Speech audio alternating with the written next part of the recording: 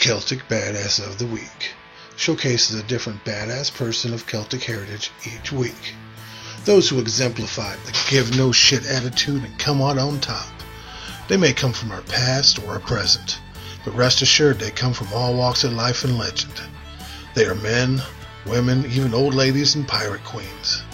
You don't have to be a muscled-up Celt in a fur kilt swinging a mighty sword. You can just be a 4'11" Welsh woman and suffragette who knows Jui Jitsu. Most of these badasses are all too real. While some may be only legend, badass legends though. The only prerequisite for this title is Celtic blood and badassedness. Today's Celtic badass is Wulf the Quarrelsome. Now Wulf the Quarrelsome fought and defeated Broder, which he cut open Broder's belly and then led him around and around the trunk of a large tree, so that his entrails would wind around the tree and be pulled out of him. Now Broder did not die as they were drawn out of him, and Wulf gave him a knife and the options of dying now by suicide, soon by just waiting to bleed out, or to cut his entrails out, which tied him to the tree and continue to fight like a man. It's not recorded which choice Broder made. Now Wulf the Quarrelsome was an 11th century Irish warrior who was known at the time as the biggest and most badass dude on the known planet. Brother of the legendary Irish High King Brian Boru, Wulf's mother was killed by a Viking raiding party while he was still young, allowing him to cultivate an unending hatred for everything Viking related. While Wulf honed his ability to crack people's heads open with a gigantic freaking axe and then turn their skulls into decorative wine goblets, Brian made a name for himself by uniting all the Irish peoples under one banner and standing up to the combined forces of the Viking invaders across the island. See, back in the day, Ireland was divided out into a bunch of little crappy kingdoms, pointless little city-states, and other such garbage, so Brian Boru put together a kick-ass army, kicked the bejesus out of his rival warlords, and unified the country.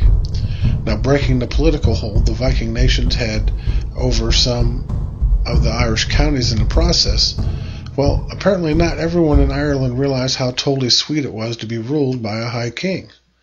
So Brian Boru.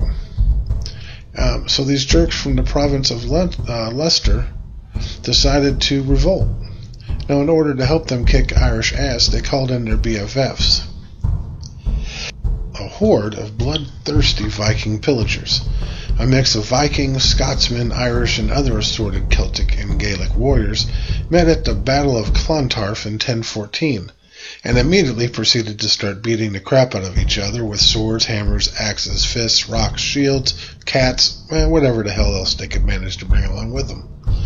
It was at this point in history that Wulf the Quarrelsome proved himself to be the most hardcore badass in any arena filled with hardcore badasses. Now, in case you can't close your eyes and inherently picture what this guy named Wulf the Quarrelsome would look like, we can learn a little more about Wulf by the description the Viking skulls gave him in the epic Njal saga. They refer to him as the greatest champion and warrior of Brian Boru's army. Now, Brian Boru's forces were comprised of hardcore badass Scotch, Irish, Celtic warriors, Vikings, ninja pirates, and a few zombies. For this guy to be singled out by his enemies as the biggest badass of this insane army, you would have to imagine that he's even more hardcore than even the biggest, meanest axe-swinging, Guinness-chugging, shillelagh-busting hooligan you've ever seen. Now, another thing that totally rocks about Wulf the Quarrelsome is that he only appears in history twice, and both times he's kicking ass. It's those folks that are shrouded in mystery who are often the most interesting. That's how it is with Wulf. We never learn about his policy-making efforts. We don't know crap about his childhood, his girlfriend, his favorite color, or what he liked to do in his spare time. When you read a history of his life, you only learn one thing. He kicked ass. That's it. Now, Wulf first shows up in history right at the beginning of the Battle of Clontarf. The main thrust of the Viking offensive was personally led by a hardcore dude named Broder of Man. a legendary hero renowned for his strength and his badassitude. Now, Broder was one of those helmets with horns on it bastards with a giant freaking long axe who started whipping Irish ass all over the place. Now, driving Brian Boru's men back, when all of a sudden Wolf the Quarrelsome sought him out on the battlefield and engaged him in one-on-one combat. Broder of Man took one shot at Wolf. Wolf sidestepped him and bashed him in the face with his axe, knocking him to the ground. Now, Broder tried to scramble to his feet, but Wolf kicked him in the chest, knocking him back to the ground.